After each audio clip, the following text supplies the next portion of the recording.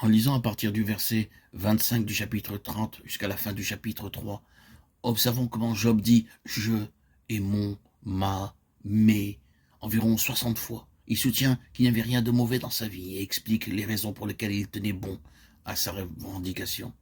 C'est le plus vivant déploiement de la subtilité du moi qui s'insinue après une merveilleuse expérience spirituelle et un service béni et fructueux. L'autocompassion se remarque dans les paroles avec lesquelles Job expose combien il avait été compatissant, tandis qu'aucune sympathie ne lui est montrée. Il raconte en gémissant « N'avais-je pas des larmes pour l'infortuné? Mon cœur n'avait-il pas pitié de l'indigent? J'attendais le bonheur et le malheur est arrivé. J'espérais la lumière et les ténèbres sont venues. » Job 30, 25, 26. Il parle de sa marche irréprochable et demande que Dieu le pèse dans des balances justes, tellement il était sûr de n'avoir pas marché dans le mensonge, ni son pied couru vers la fraude. Job 31, 5. Il affirme être libre de tout orgueil de position, car il n'avait pas dédaigné les plaintes de ses serviteurs et avait été disposé à écouter tous ceux qui venaient à lui en se disant à lui-même « Celui qui m'a créé, ne les a-t-il pas créés ?» Verset 15. Puis il décrit son dévouement et dit « Si j'ai refusé aux pauvres ce qu'ils demandaient, si j'ai mangé seul mon pain » 31, 16, 17. Il parle encore de sa bonté pour le pauvre, de sa justice à ne prendre aucun avantage sur eux et de son indifférence pour les richesses.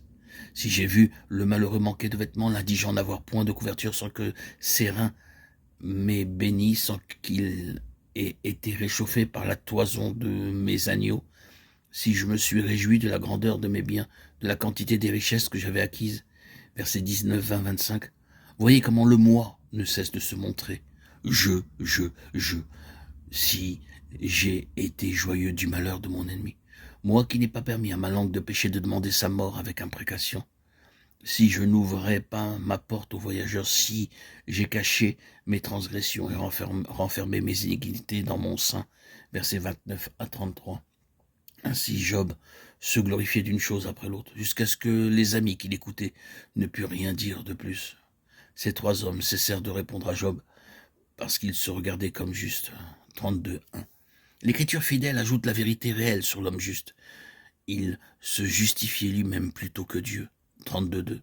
Par toute cette auto-justification que les souffrances de Job ont mise en lumière, nous voyons donc la raison pour laquelle il lui fallait cette révélation plus profonde de Dieu, qui lui fit dire « J'ai horreur de moi, je me répands dans la poussière et dans la cendre. » C'est mon, ma, mes se faufile,